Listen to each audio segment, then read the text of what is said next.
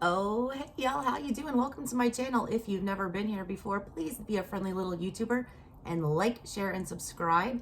Also, check out my main channel, Southern Strega Tarot, where I flex on this deck that I'm about to unbox for you. That link will be in the description box below.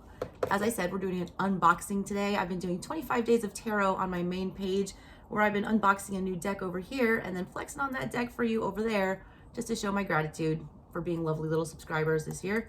It was my first year starting my channel, and I have almost 35,000 subscribers, and it's my job now, and I am so grateful to you guys for that. So that was your gift. Merry Christmas, you filthy animals. Anyways, we're unboxing the Starchild Tarot today. This is an Akashic deck. You can see on the side it says that. It's meant to help you tap into the Akashic record, maybe understand, all the mysteries of the world, become your very own high priestess. It's like starseed messages is kind of the vibe that I'm picking up from it. There is a very large companion book that comes with this tarot here. All right, I'm going to get into this first before I get into this. First, I'll tell you about the box quality. Good quality box, very similar. I feel like these came from the same people, this Moonchild and Starchild. I just did a series of all 12 zodiac signs, their current feelings with that Moonchild tarot, and those images are stunning, so go check those out. Those just got posted today. But yeah, Starchild, that's what this one is, purple. Doesn't really say anything on the back, just has a bunch of pictures. It says a 79 card deck created by Danielle Noel. I wonder what the extra card is. There's the back, it's just got some pictures of the art. Let's see, the Starchild Tarot, an intuitive tool that connects with your innermost realms and higher self. This 79 card deck explores the ancient traditions of the tarot through a multi-dimensional journey of consciousness and awakening. Written and designed by Danielle Noel. As above, so below, starchildtarot.com. All right. Let's crack this little book open. It might be the Deathly Hallows as soon as I open it. Table of contents, we got an intro, we have your higher self, we have healing with the tarot, cleansing your cards, shuffling, reversed cards, about star seeds, it is star seed, yeah. Tarot spreads, 3-card spreads, the Celtic cross, the star seed spread, the Akashic spread, the Metatron spread, about the major arcana, about the minor arcana, court cards, the spiritual keys, the 13 chakra systems. God, this is like a textbook. Major and minor arcana, wands, cups, swords, crystals. I guess pentacles are crystals. The characters of the Starchild Tarot. And thank you and about Danielle. Okay, got the phases of the moon when you open that up. That's a lot in here. A lot of reference material. All right, they got a little poem at the beginning, and it's either the Eye of Ra or the Eye of Horus. I always get them confused because one points one way, one points the other. And some sacred geometry over there. Starseed traveler, seeker of truth, you are the light which has existed throughout eons of time.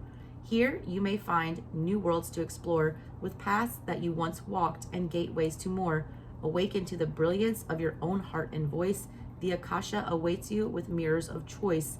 Within your own spirit lies the magic of old. So now you may ask what stories can be told. I feel very Dr. Seuss in reading that. I'm not mad about it. I love Dr. Seuss, whatever. There's an intro, pretty long. It's been created for mystics and seekers who wish to connect with their own inner dreamscapes and seated wisdom as a way to further unlock their intuition and their light. It's a tool that is also dedicated to healing and awakening, offering a gentle yet honest approach to the keys of the tarot, inspired by sacred symbology, the Akasha, and the fabric of our universe. Each card functions as a tiny gateway into new worlds for you to explore. They also collectively are windows into the details of our everyday lives, reflecting overarching themes. I need to open up. Okay, so what does Akashic mean? Akasha or Akashic record is the infinite resource of collective information. It's basically the great library. It's what the high priestess keeps. It's, the record of everything that has been, is right now, and will ever be. Very Neil deGrasse Tyson. If you guys watch Cosmos, it's one of my favorite shows. Etheric repository of universal consciousness, as well as every thought, action, word, and emotion that has ever taken place, stored in a database that you can tap into. It says that when you're fully awakened, you can tap into the Akashic record and like get any information that you seek. It says there's lots of ways to explore, either through meditation, dreaming. A lot of people do that, you know, through astral travel, things like that. And the tarot. Very often this knowledge will also be experienced as strong intuitive insights that you may gain over time. How you access your own Akashic records will be specific to you. So trusting your own intuition will be helpful as you learn to navigate this universal tool. It says, throughout the major arcana, additional keys have been added to help provide some more illumination as you work with your deck. These details connect with the traditional esoteric and historical meanings of the cards. You can look to those topics as reference to further info or simply to inspire. I can already tell that these are going to be super detailed and super ornate and have lots and lots of meanings that I'm not going to be able to pick up on initially. This is a deck that I'm probably going to have to work with for a while to pick up all the hidden meanings, which I don't mind. I like that. I like it a lot, actually. It talks about your higher self, how to connect to that. It tells you how to heal with the tarot. I'm going to spare all that because it's long. It talks about cleansing your cards, shuffling, asking the cards, reversals. All of those things, I suggest that you do not take out of a book, because you are not going to find one consistent answer about the right way to cleanse your cards, the right way to shuffle your cards, the right way to ask your cards, and the right way to read reversals. There's a million ways to read those things. There's a million ways to do those rituals. Those are all personal to you, all right? So don't take these all with a grain of salt. Take them as a suggestion. If they resonate with you, great. And if they don't, great. Half the time my cards are strewn all about everywhere. I'm a very sloppy witch. And sometimes I'll, wave something over my card. Sometimes I won't. Most times I don't, all right? It's the channeler, not the instrument, that matters, okay?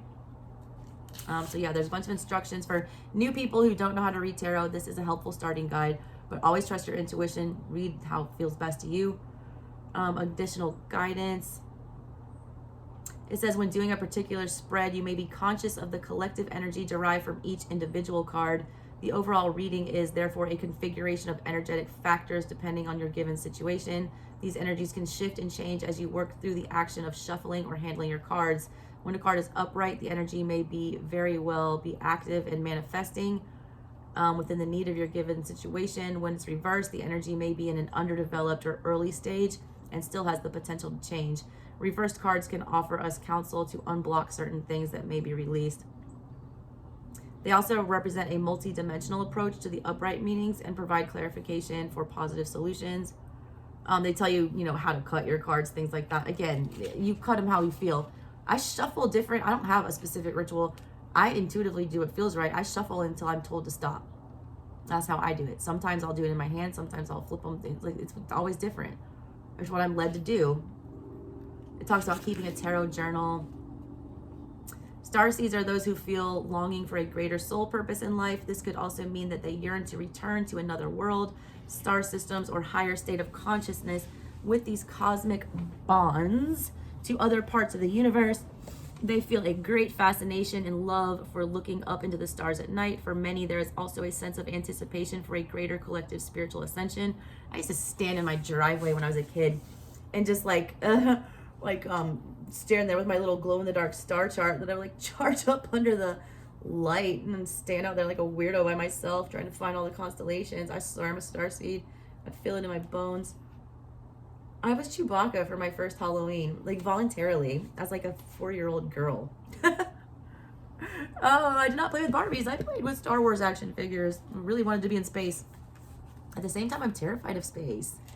Have you ever seen Gravity? That's terrifying. All right. Oh, wow. They have a journal in here, a sample journal idea that you can draw out in a book for yourself if you're into that. I'm way too chaotic Scorpio energy to keep a journal. Every journal or planner I've ever had has died a sad death with nothing in it. Then they give you different spreads that you can do. They've got a past, present, future, and a Celtic, pretty standard. They do have some special ones to this deck. They have a 5-card Starseed spread. They have a 5-card Akashic spread. That's the one I'm going to use on my channel. The first card is your higher self. The second card is your current energies. The third card is your lower vibrations. The fourth is your karmic imprint, what you're still repeating from past lives. And the fifth is ascension. What can you get from your own Akashic library that you should learn about? That's what I'm going to use. There's also the Metatron spread. That's that sacred geometry that was in the front of that the book here. That's a 7-card spread. That's a really complex one. I can't even take the time to read all that. But yeah, there's a lot in this book. Talks about the tarot, the major and the minor. Does it talk about the history of the tarot? Because I always... No, they don't get into it. Good. It's better that you leave that. All right. The history of the tarot is so dicey. They talk about the majors, the minors, the court cards. Swords are air and mental. Crystals, earth, physical. Wands, fire, spiritual. Cups, water, emotional. Court cards. It says they may indicate a situation or person in your life. Traditionally, pages and queens are meant to represent the feminine energies. Knights and kings represent the masculine. Starchild is more open-ended in regards to these standards. The genders depicted throughout the deck and court cards are mutable and can be read for any individual in whichever way they see fit. It's therefore important to listen to your intuition. Additional characteristics connected to the court cards. We got Queen of Cups there. Then they talk about wands, the fire element. They have a page for each element. That's helpful. This is a really great deck if you're a beginner tarot reader. It's got all this, you know, information handy to you. Spiritual keys. Throughout the major arcana, she's hidden additional keys to help you explore the depth of the traditional meanings. These categories may be used to expand your own knowledge. For example, if you were to pull a single card to meditate on for the day, you could then refer to these additional keys to integrate your own focus and your research. They've got the chakras on there. Chakras, you know, energetic vortexes. They've got the colors of the chakras on a lot of these cards. And she has that key in here as to what they mean. She also has gemstones highly associated with each card. So that's good for y'all that are into, you know, crystals and gemstones. They're on these cards. You can pull from that as well. It says, for example, if you pulled the Lover's card, using a piece of rose quartz throughout the day or week could help attract further clarification or healing. Gemstones are fun, magic, and portable. You may also incorporate the cards and gemstones together through magical work. Look up tarot spells for more information. I do that all the time. You can barely see my giant candle here. I'll show you. You see this candle here that's melted in this giant pile? That's my spell. Like, I do that when I do rituals and stuff, and I will take that and I'll put it in the middle of my table and I'll line the energies of the cards that I want, you know, to call in or to be working with at that time around the candle and light my candles and do all my witchy stuff. So I do use that. Then they got the little chakra thing. Man, this is a fucking handy guide. This is like a damn encyclopedia of cool stuff. Yeah. They got 13 chakras. Oh my God, these go above the head. I've never seen that. I've only seen the 7. If y'all know anything about, if you guys are familiar, because this channel is about learning. I am not an expert by any means in anything, except knowing that I need to learn more. I'm a walking page of swords. But I did not know about these other chakras above the 8, 9, 10, 11, 12, 13. Like, I don't know what that is. 8, 9, 10, 11, 12. Oh, and they have 0 earth chakra at the bottom below you. Okay. So that's new to me. That's something that I learned today. I'm excited about that. They tell you about all of them here, so that's good. Starseed is the Fool card. Man, look at all the information for these major arcana. 2 full pages of stuff. This is a really complex deck.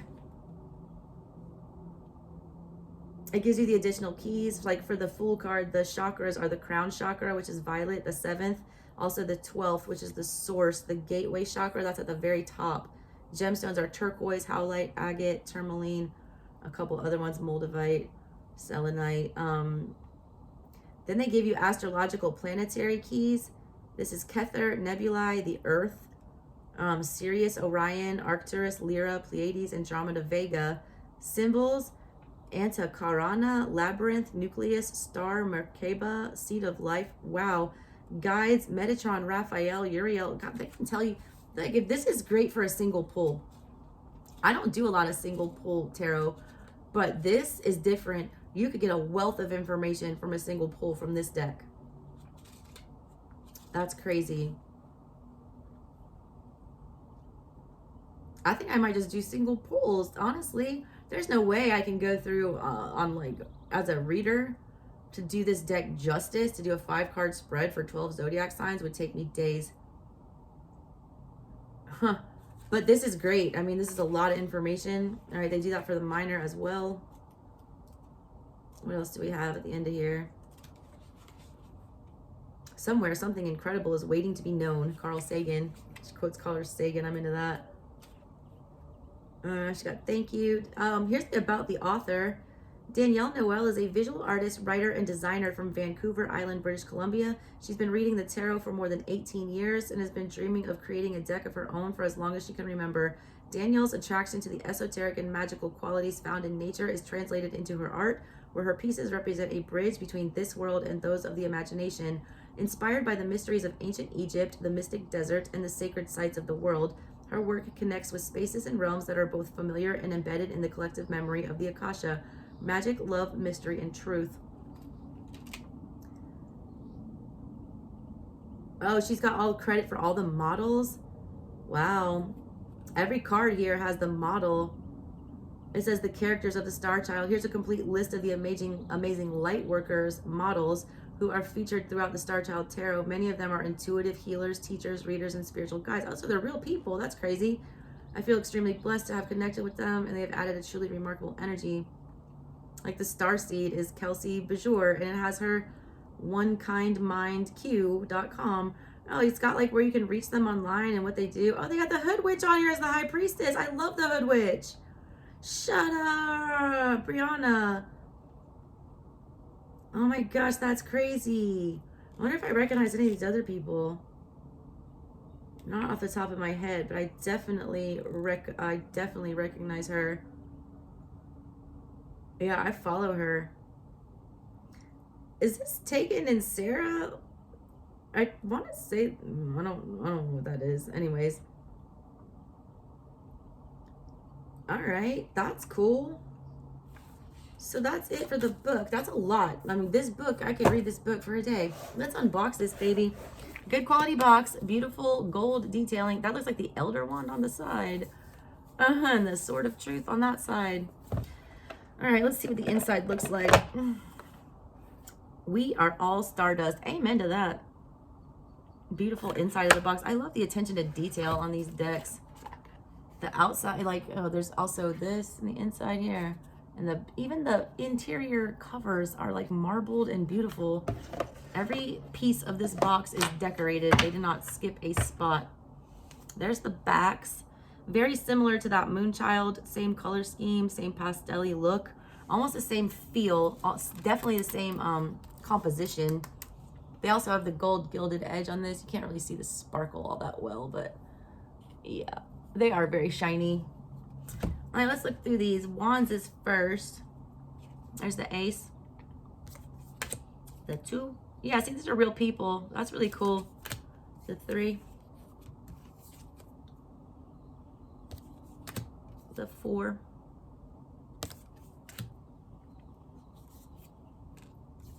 5. 6. These are kind of hard to pick up. 7. 8. These are interesting. A lot of the minors are a little bit phoned in, but not really. I mean, they're still beautiful and unique. But I do like more action on all of my minors. I want pictures and movement on all of them.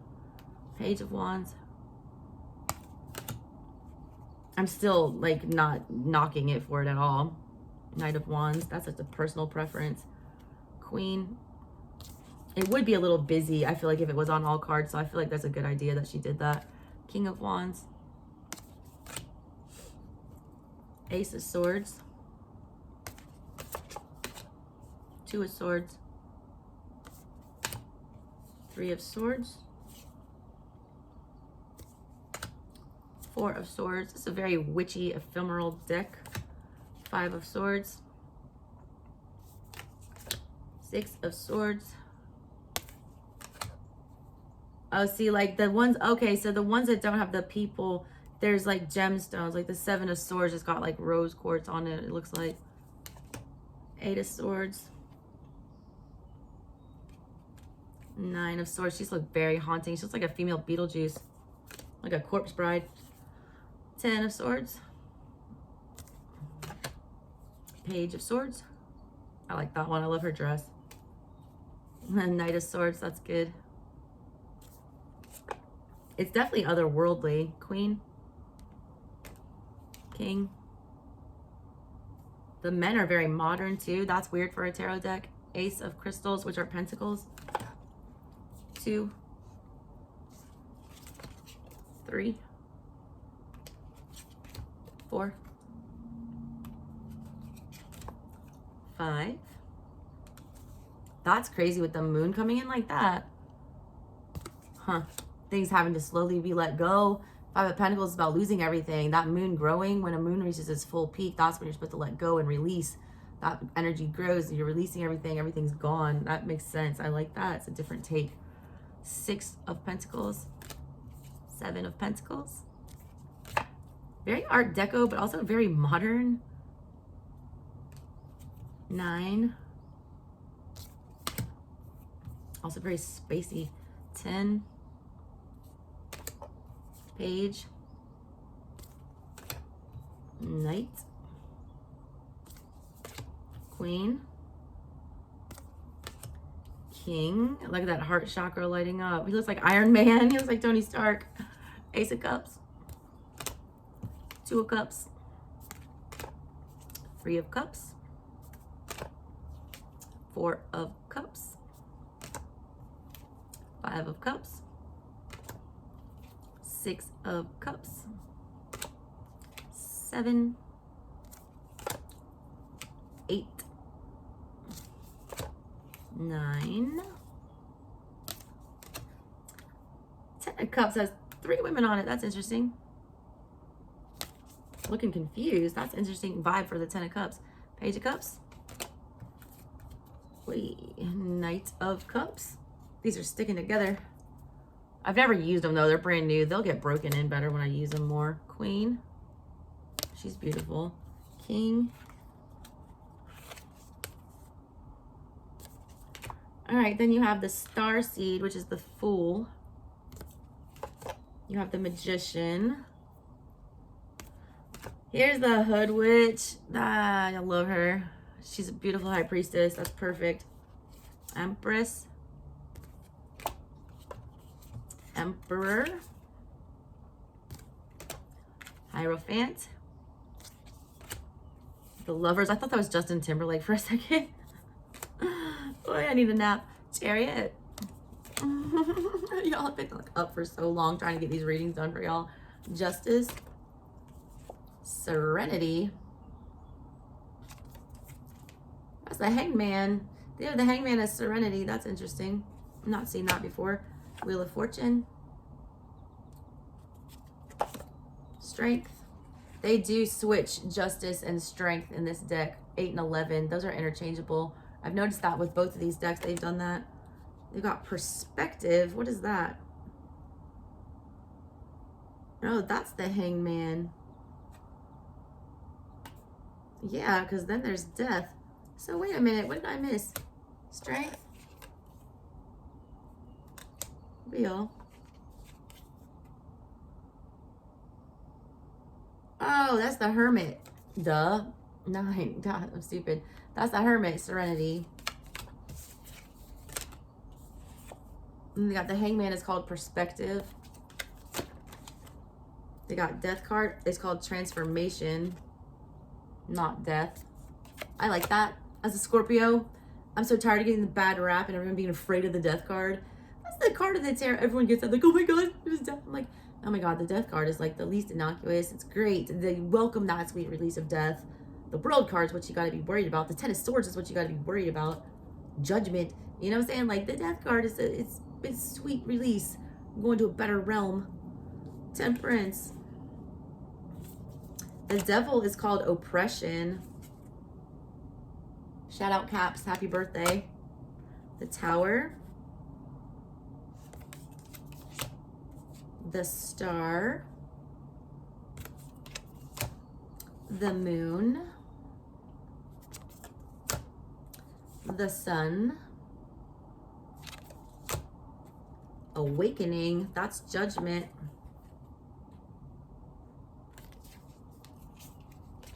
Then they have the Universe, which is the World card. And then they have the bonus card, which is the Akashic Records card. What? I didn't see what that was about in the book. What is that about? Let me find that for you before I, give these a shuffle test. Where's that in the table of contents? I wonder if it's in here. About the major, court cards, spiritual keys. It's probably with the majors. Let me look. I bet it's like the last one. It's not even numbered, I don't think. Akashic Records.